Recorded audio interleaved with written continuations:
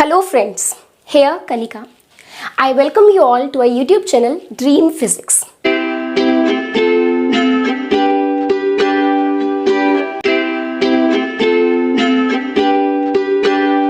I hope you all are doing great, all are fine. तो हम अपना 12th class की फिजिक्स की जर्नी में की कॉन्टिन्यूशन में इलेक्ट्रिक डायपोल वाला टॉपिक कर रहे थे। हमने पढ़ा कि what is dipole, electric dipole, what is it's dipole moment. Okay, हमने उसके बाद 4 क्वेश्चंस रेस किए थे। अगर आप कोई भी इलेक्ट्रोस्टैटिक्स से रिगार्डिंग वीडियो देखना चाहते हैं तो हमारे पिछली वीडियो लेक्चर्स में जाइए। हम 12th के सारे टॉपिक्स को यहाँ पर कवर करते हैं। ओके, तो अब हमारे पास आज का जो बड़ा इंपॉर्टेंट टॉपिक है, जो कि मैंने इलेक्ट्रिक डायपोल में 3rd क्वेश्चन राइज किया था। देखो, हमें पता है कि इलेक्ट्रिक डायपोल क्या होता है, एक ऐसा अरेंजमेंट जिसके पास 2 चार्जेस हैं, Q minus Q and plus Q, मतलब 2 charges which are equal in magnitude but opposite in polarity. कि magnitude is equal but polarity is reversed, एक नेगेटिव है एक पॉजिटिव है। मान लो नेगेटिव A पॉइंट पर पड़ा है, पॉजिटिव B पॉइंट पर पड़ा है, and they are separated by a certain fixed distance, that is the length of the dipole 2a। तो इस तरह के अरेंजमेंट को हम कहते हैं इलेक्ट्रिक डायपोल।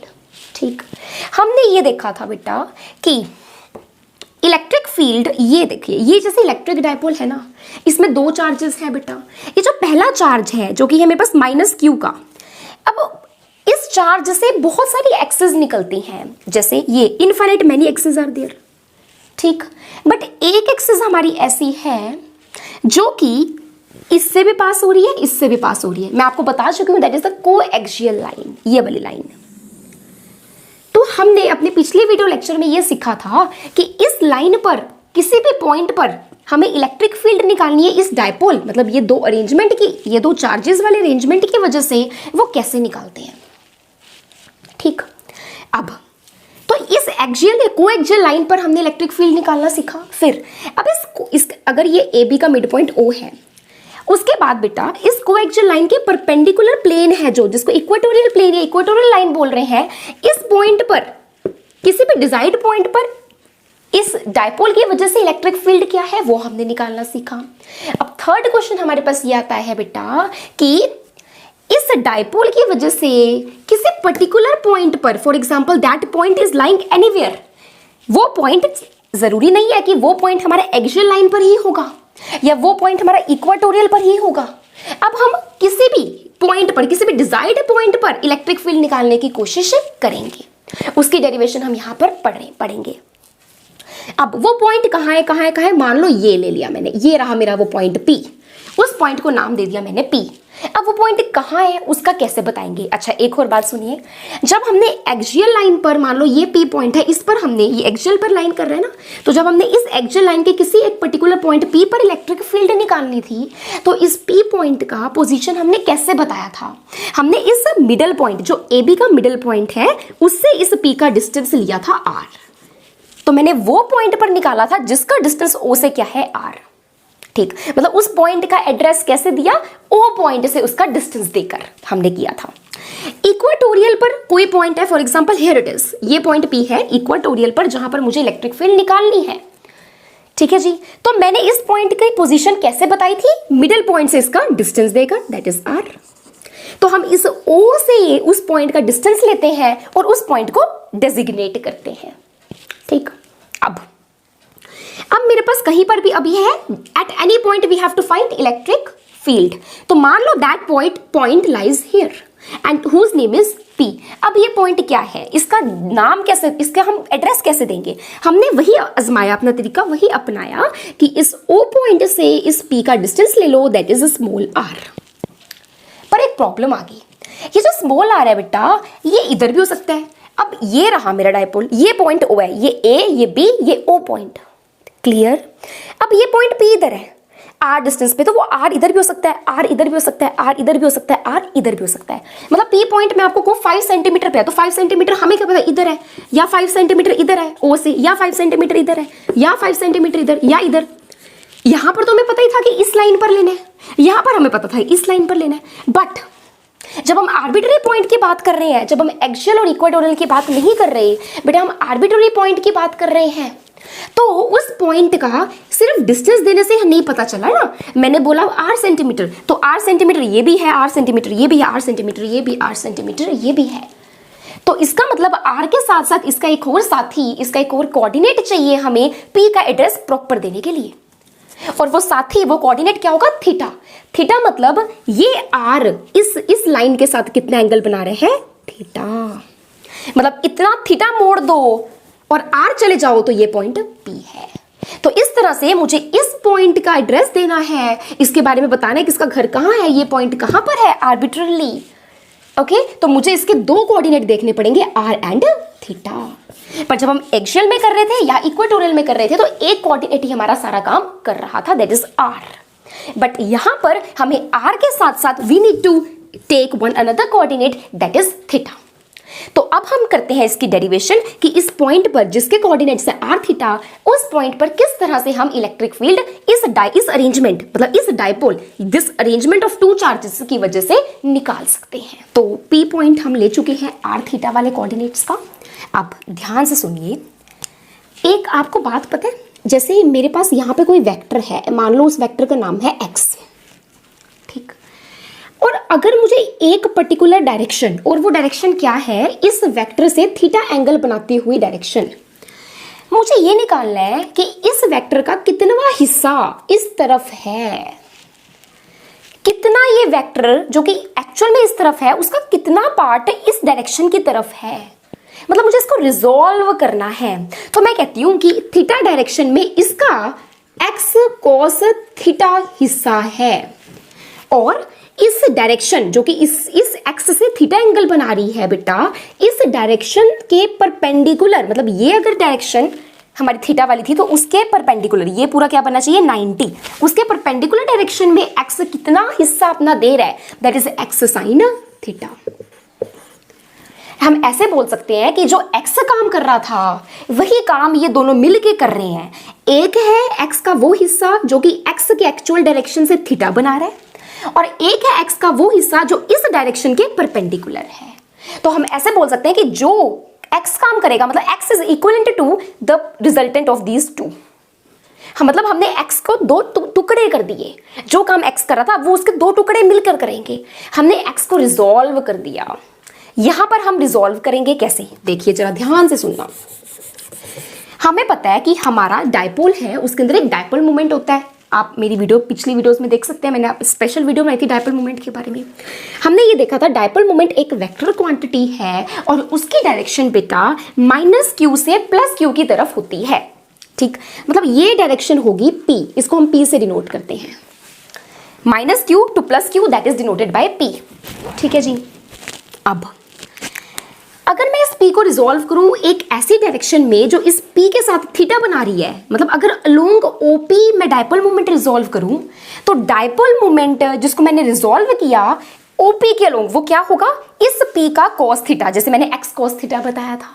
मतलब अगर p इस तरफ है तो थीटा डायरेक्शन में p का कितनावा हिस्सा है, p cos थीटा, तो इस तरफ p cos थीटा, तो it is p cos theta along OP। Dipole moment P is resolved into P cos theta that is along OP। Second resolve करना है, दो में रिजॉल्व करते हैं ना। अब इस डायरेक्शन जहां पर रिजॉल्व किया उसके परपेंडिकुलर डायरेक्शन ये बन रही है, दिस एंगल इज 90। उसके परपेंडिकुलर डायरेक्शन में मान लो उसको OS कह लो, ठीक है, तो OS is perpendicular to OP। उस डायरेक्शन में उसका कौन सा हिस्सा होगा, P साइन थीटा, अभी मैंने बताया था ऐसे देते हैं। इसका मतलब हमारा जो P था उसको हमने किस में तोड़ दिया, अब जो ही काम P कर रहा था वो काम P cos थीटा कर रहा है और P sin थीटा कर रहा है। ये इसके दो टुकड़े हो गए जो इसके ही इक्विवेलेंट हैं। मतलब ये जो दो टुकड़े का रिजल्टेंट निकाल लेंगे तो we will get the P along this direction. तो हमने डायपोल मोमेंट को रिजॉल्व किया बेटा दो डायरेक्शंस में, P cos theta along OP and P sin theta along OS that is perpendicular to OP, ठीक। अब ये तो हमने डायपोल मोमेंट को रिजॉल्व किया। इसका मतलब बेटा इस तरफ जो डायपोल मोमेंट है O से P की तरफ, जहां पर डायपोल मोमेंट होती है, मतलब यहां पे नेगेटिव चार्ज यहां पे पॉजिटिव, मतलब वहां पे इलेक्ट्रिक डायपोल है। इसका मतलब P cos theta corresponds to an electric dipole, ठीक है, जहां पर ये इलेक्ट्रिक डायपोल अलोंग OP इसको हम ऐसे लिख लेते हैं -q1 + q1। कहने का मतलब ये है कि जो p cos थीटा है ना बेटा, वो डायपोल मोमेंट है, और डायपोल मोमेंट जो है वो किसकी होती है? इलेक्ट्रिक डायपोल की। और डायपोल मोमेंट जो है वो नेगेटिव टू पॉजिटिव होती है। तो एक ऐसा इलेक्ट्रिक डायपोल है इस तरफ, क्योंकि डायपोल मोमेंट इस तरफ है तो नेगेटिव इधर होगा, पॉजिटिव इधर होगा, इस डायपोल इलेक्ट्रिक डायपोल के। तो इस तरफ एक डायपोल मोमेंट होने की वजह से इस तरफ हमारे पास एक इलेक्ट्रिक डायपोल है, और यहां पे नेगेटिव यहां पॉजिटिव। क्यों? क्योंकि डायपोल मोमेंट की direction from negative to positive होती है। तो इसका मतलब we have an electric dipole Q1 -Q1 and +Q1। ठीक है जी, whose electric dipole is P cos theta. इसी तरह से इस डायरेक्शन में बेटा एक डायपोल मोमेंट है, मतलब इस डायरेक्शन में एक इलेक्ट्रिक डायपोल है, और क्योंकि डायपोल मोमेंट की डायरेक्शन इस तरफ है तो यहां पर होगा नेगेटिव चार्ज, यहां पर होगा पॉजिटिव चार्ज। और मैं उस चार्ज का नाम लिख देती हूँ Q2, क्योंकि मैंने इस तरफ Q1 ले लिया, एंड -Q2 एंड +Q2। इसका मतलब we get another electric dipole -Q2 + Q2 whose dipole moment is P sin theta. सबसे पहले हमारे पास एक डायपोल, ध्यान से सुनिए, कुछ बहुत इजी। सबसे पहले हमारे पास एक डायपोल, इलेक्ट्रिक डायपोल था, उसकी डायपोल मोमेंट थी। मैंने उस डायपोल मोमेंट को दो पार्ट्स में रिजॉल्व कर लिया। एक आया मेरे पास इस तरफ, एक आया मेरे पास इस तरफ। ठीक, जो मेरे पास इस तरफ आया उस डायपोल मोमेंट के कोरिस्पोंडिंग जो इलेक्ट्रिक डायपोल है वो भी इस तरफ होगी, और क्योंकि वो मोमेंट इस तरफ है तो यहाँ नेगेटिव, वो नेगेटिव टू पॉजिटिव होता है, इसलिए उस डायपोल, इलेक्ट्रिक डायपोल का नेगेटिव टू यहाँ पॉजिटिव, यहाँ नेगेटिव यहाँ पॉजिटिव नहीं हो सकता।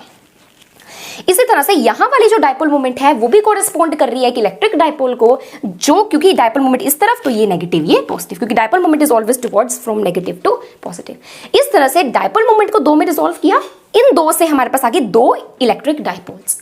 इन अदर वर्ड्स, जो हमारे पास ये -Q + Q डायपोल है, इसको हमने दो पार्ट में रिजॉल्व कर लिया। कौन कौन से? -Q1 + Q1 वाला electric dipole that is along OP, and -Q2 + Q2 वाला electric dipole that is along OS। और OP वाले की डायपोल मोमेंट है P cos थीटा, और OS वाले की डायपोल मोमेंट है P sin थीटा। ठीक, आई hope you understand this. Now बड़ा इंटरेस्टिंग पॉइंट, ये जो P पॉइंट है इस पर इलेक्ट्रिक फील्ड निकालनी है। We want to find the electric field at the point P। वो इलेक्ट्रिक फील्ड क्या होगी? देखो, ये पॉइंट जो है, ये इस डायपोल और इस डायपोल, इसको तो भूल ही जाओ ना, इसको हमने दो पार्ट में रिजॉल्व कर दिया। अब हम इसकी बात ना करके इसके दो बच्चों, मतलब इसके दो हिस्सों की बात करेंगे। तो इस पॉइंट पे इलेक्ट्रिक फील्ड इस डायपोल की वजह से, और इस पॉइंट पे इलेक्ट्रिक फील्ड है इस डायपोल की वजह से। क्यों दो डायपोल? क्योंकि हमारे पास दो डायपोल्स हैं और हर एक डायपोल उस पॉइंट पर इलेक्ट्रिक फील्ड निकाल रहा है। तो इस पॉइंट पर नेट इलेक्ट्रिक फील्ड क्या होगी? जो इलेक्ट्रिक फील्ड इस डायपोल ने इसके ऊपर अप्लाई की और जो इलेक्ट्रिक फील्ड इस डायपोल ने इसके ऊपर अप्लाई की, उन दोनों का रिजल्टेंट। ठीक, मान लो E1 इलेक्ट्रिक फील्ड है जो कि P पॉइंट पर है इस डायपोल की वजह से, फर्स्ट वाले डायपोल की वजह से, जिसका डायपोल मोमेंट है P cos थीटा, और E2 इलेक्ट्रिक फील्ड है इस पॉइंट पर इस डायपोल की वजह से, जिसका डायपोल मोमेंट है P sin थीटा। तो हमारे पास इस पर नेट इलेक्ट्रिक फील्ड है, जो हमें इलेक्ट्रिक फील्ड चाहिए, वो क्या होगी? इन दोनों इलेक्ट्रिक फील्ड का रिजल्टेंट। क्या होगा बेटा? रिजल्टेंट। अब ये दोनों इलेक्ट्रिक फील्ड हम कैसे निकालेंगे? उनका रिजल्टेंट, हमारा क्वेश्चन सॉल्व। पर हम यहां पर ये दो इलेक्ट्रिक फील्ड निकालेंगे कैसे, ये हमारे पास क्वेश्चन आता है। देखो जी, ये जो पॉइंट, सबसे पहले इस डायपोल की बात करते हैं जो कि अलोंग OP है, जिसकी डायपोल मोमेंट है P cos थीटा। ये पॉइंट उस इलेक्ट्रिक डायपोल की एक्सियल लाइन पर लाई कर रहा है। कहां लाई कर रहा है? उस डायपोल की एक्सियल लाइन पर। तो अगर हमारे पास इस डायपोल की वजह से इसके ऊपर इलेक्ट्रिक फील्ड E1 है, इस डायपोल की वजह से इसके ऊपर इलेक्ट्रिक फील्ड E2 है, तो नेट इलेक्ट्रिक फील्ड क्या होगी? इन दोनों इलेक्ट्रिक फील्ड का रिजल्टेंट, वेक्टर सम। ठीक है, अब E1 E2 की डायरेक्शन देखते हैं। ये इस डायपोल मोमेंट ये रहा, और पॉइंट क्या है? अगर ये डायपोल मोमेंट है, ये हमारा OP के लोग, ये डायपोल मोमेंट इस तरफ और पॉइंट भी उस तरफ, मतलब पॉइंट जो हमारा पहला डायपोल मोमेंट है, जो हमारा पहला डायपोल है जिसकी dipole moment P cos theta है बेटा, जो कि इस तरफ है, पॉइंट उसकी एक्सियल लाइन पर लाई कर रहा है। ये रहा डायपोल, पॉइंट उसकी एक्सियल लाइन पर लाई कर रहा है। ठीक है जी। तो एक्सियल लाइन पर इलेक्ट्रिक फील्ड की डेरिवेशन हमने की थी, वो क्या होती है के 2 टाइम्स डायपोल मोमेंट, और इसकी डायपोल मोमेंट क्या है पी कॉस थीटा, इसलिए हमने पी ना लिखकर पी कॉस थीटा लिखे, क्योंकि हम जो इलेक्ट्रिक डायपोल की यहाँ पर बात कर रहे हैं उसका डायपोल मोमेंट है p cos theta. So k 2 dipole moment that is p cos theta divided by r cube. ठीक, उसके ओ से वो कितने डिस्टेंस पर है, आर पर है। हमने पॉइंट ओ से आर लिया था ना स्टार्टिंग में, आर थीटा इसके कोऑर्डिनेट्स थे। तो ये हो गया हमारे पास E1 दैट इज के 2 पी कॉस थीटा। हमने यहाँ पे पी क्यों नहीं लिया, बच्चे कंफ्यूज हो जाते हैं कि यहाँ पी क्यों नहीं लिया। पी बेटा इसलिए नहीं लिया क्योंकि जब हम वो वाली डेरिवेशन कर रहे थे वहां पर हम जिसकी एक्सियल लाइन पर, जिस डायपोल की एक्सियल लाइन पर इलेक्ट्रिक फील्ड निकाल रहे थे उसका डायपोल मोमेंट पी था, पर इस डायपोल की जिसकी एक्सियल लाइन पर निकाला उसका dipole moment P cos theta, इसलिए पी ना लेकर पी कॉस थीटा लिया। तो ये हो गया E1। इसी तरह से देखो ये पॉइंट इस डायपोल की परपेंडिकुलर एक्सिस पर लाई कर रहा है, इक्वेटोरियल लाइन पर लाई कर रहा है। तो इक्वेटोरियल के लिए, और सॉरी ये जो हमारे पास डायपोल था पहले वाला एक्सियल लाइन है, और हमें पता है एक्सियल लाइन पर इलेक्ट्रिक फील्ड का मैग्नीट्यूड ये होता है जो कि मैंने फर्स्ट एक्सप्रेशन से दिया, और डायरेक्शन क्या होती है अलोंग डायपोल, मतलब अलोंग डायपोल मोमेंट। तो डायपोल मोमेंट इस तरफ है तो ये E1 की डायरेक्शन भी क्या होगी, इस तरफ। दूसरी बात, हमारे पास इस डायपोल की वजह से इसके ऊपर इलेक्ट्रिक फील्ड क्या होगी, ये पॉइंट इसके इक्वाटोरियल लाइन पर, क्योंकि ये रहा और इसके 90 पर लाई कर रहा है, मतलब ये पॉइंट इसके इक्वाटोरियल पर लाई कर रहा है, और इक्वाटोरियल के लिए इलेक्ट्रिक फील्ड का मैग्नीट्यूड ही होता है। यहां पर पी नहीं लिया, पी साइन थीटा क्यों लिया, क्योंकि इस डायपोल की डायपोल मोमेंट है पी साइन थीटा, तो उस डायपोल मोमेंट की जगह पी ना आकर पी साइन थीटा आएगा। ठीक है, इसकी डायरेक्शन हमें पता है कि जब हम इक्वाटोरियल पर निकाल रहे होते हैं तो electric field opposite to dipole moment होती है। इसकी डायपोल मोमेंट इस तरफ, तो इस पॉइंट पर इलेक्ट्रिक फील्ड क्या होगी, इस तरफ ना होकर इसके अपोजिट, तो ये होगी E2 की डायरेक्शन। ये हो गए मैग्नीट्यूड, इनका वेक्टर सम लो, मैग्नीट्यूड रिजल्टेंट मैग्नीट्यूड आ जाएगा। ये इनकी दोनों डायरेक्शन है, इनका रिजल्टेंट जो होगा मेरे पास दैट विल बी, इनका जो नेट होगा that will be a resultant electric field at this point P। Magnitude निकालने के लिए हम क्या करते हैं, देखो क्योंकि दो वेक्टर्स जिनका रिजल्टेंट निकालना है वो परपेंडिकुलर है, तो उसके लिए फॉर्मूला आता है the resultant is equals to under the root E1 square plus E2 square. पूरा फॉर्मूला होता है +2 first vector E1 E2 cos of theta. Theta is the angle between E1 E2, here theta भी angle between E1 E2 is 90, cos 90 0, इसलिए ये चीज नहीं आती, सिर्फ एक्सप्रेशन बच जाता है मेरे पास under the root E1 square plus E2 square. ये अब आपका काम है कि आप E1 की वैल्यू यहां पर पुट कीजिए, E2 की वैल्यू यहां पर पुट कीजिए, स्क्वायर्स को ऐड कीजिए, अंडर रूट में से जो भी कॉमन आ रहा है कॉमन रखिए, जो अंदर बचा अंदर रखिए, आपका एक्सप्रेशन ये आएगा। So it is KP over R cube under the root 3 cos के थीटा प्लस 1। ये हो गई मेरे पास resultant electric field at a point whose coordinates are R and theta. जरा सा और डिटेल में करें इसको। अगर तो ये पॉइंट मेरे पास एक्सियल पर लाई करता बेटा, तो थीटा क्या होता, इस पॉइंट पर थी, इस पॉइंट इस पर ही लाई करता तो थीटा तो 0 होता, थीटा क्या होता 0। यहाँ पे थीटा की वैल्यू 0 रखना, cos 0 is 1, cos square 0, 1 square is 1, 3 + 1 4, 4 under root 2। तो मेरे पास इलेक्ट्रिक फील्ड एक्सियल का आना चाहिए 2kP ओवर R क्यूब, और हमारा यही होता है, आप चेक कर सकते हैं पिछली डेरिवेशन में हो गया उससे डिड्यूस। अब अगर मैं इक्वाटोरियल की बात करूं तो इक्वाटोरियल में थीटा होगा 90, क्योंकि ये अगर मेरे पास डायपोल है तो ये इक्वाटोरियल थीटा हो गया 90, थीटा 90 0, 0 + 1 1, 1 अंडर रूट इज 1, तो हमारे पास इलेक्ट्रिक फील्ड क्या होता है KP ओवर R क्यूब, वही एक्सप्रेशन है KP ओवर R क्यूब। इसका मतलब ये जनरल एक्सप्रेशन है, हमारी NCERTs में नहीं दिया होता, but we need to do this, okay. तो ये हमारा जनरल एक्सप्रेशन हो गया। तो इसका मतलब इस पॉइंट पे इलेक्ट्रिक फील्ड का मैग्नीट्यूड क्या होगा, KP over R cube under the root 3 cos के थीटा प्लस 1। अब डायरेक्शन की बात करते हैं। मान लो ये जो E है रिजल्टेंट है वो मेरा इस E1 के साथ मेरा थीटा एंगल बना रहा है, सॉरी अल्फा, थीटा हम ले चुके हैं ना, अल्फा एंगल बना रहा है। तो डायरेक्शन हम कैसे देंगे बेटा, ध्यान से देखना। देखो tan ऑफ अल्फा क्या होगा मेरा, अगर मैं ये ट्रायंगल पूरा करूं तो tan ऑफ अल्फा होगा परपेंडिकुलर ओवर बेस। परपेंडिकुलर क्या है, ये है E2 ओवर E1, तो ये होगा E2 ओवर E1। मैंने इरेज कर दिया, आप इसके मैग्नीट्यूड्स यहाँ पे पुट कीजिए। तो E2 हमारे पास था KP over R cube, KP sine theta over R cube, और E1 था 2kP cos theta over R cube. Cancel करो इसको सॉल्व करो, KP R क्यूब कैंसिल हो गया, ये बचा 1/2 okay 1/2 sine theta over cos theta is tan theta. तो मेरे पास टैन अल्फा आ गया 1/2 टैन थीटा, मतलब अल्फा आ गया tan inverse of 1/2 tan theta. इसका मतलब बेटा आपको जो थीटा गिवन है उसका टैन निकालिए, उसको 2 से डिवाइड कीजिए और उसका टैन इनवर्स निकालिए, दैट विल बी अल्फा। यहां से अल्फा पता चल गया, मतलब हमें यह पता चल गया कि इतना मुड़ा हुआ है।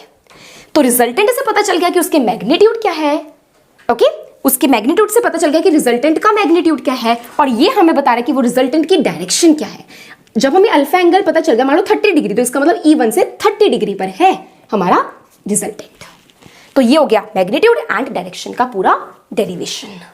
अब हमारे पास 4th क्वेश्चन रह गया इन आर्टिकल्स में कि अब इस इलेक्ट्रिक डायपोल ने हमें बड़ा परेशान किया है। कभी कह रहा है यहां से इलेक्ट्रिक फील्ड निकालो, वहां से निकालो। अब इसको परेशान करने की बारी है। कैसे करेंगे इसको परेशान? इसको ना एक्सटर्नल इलेक्ट्रिक फील्ड में रख देंगे। एक्सटर्नल इलेक्ट्रिक फील्ड इसको घुमा के रख देगा, रोटेट कर देगा इसको। कैसे करेगा ये हम अपनी अगली वीडियो लेक्चर में सीखेंगे। तो आई होप सो आपको ये पूरी डेरिवेशन समझ आई होगी। आप स्टार्टिंग से एंड तक देखिएगा, so you will be able to understand it very easily. कोई भी डाउट आता है, the doubts are welcomed and I hope you are liking our efforts. So please do not forget to like our video, subscribe our YouTube channel, and for any query please drop it into the comment box. Thank you.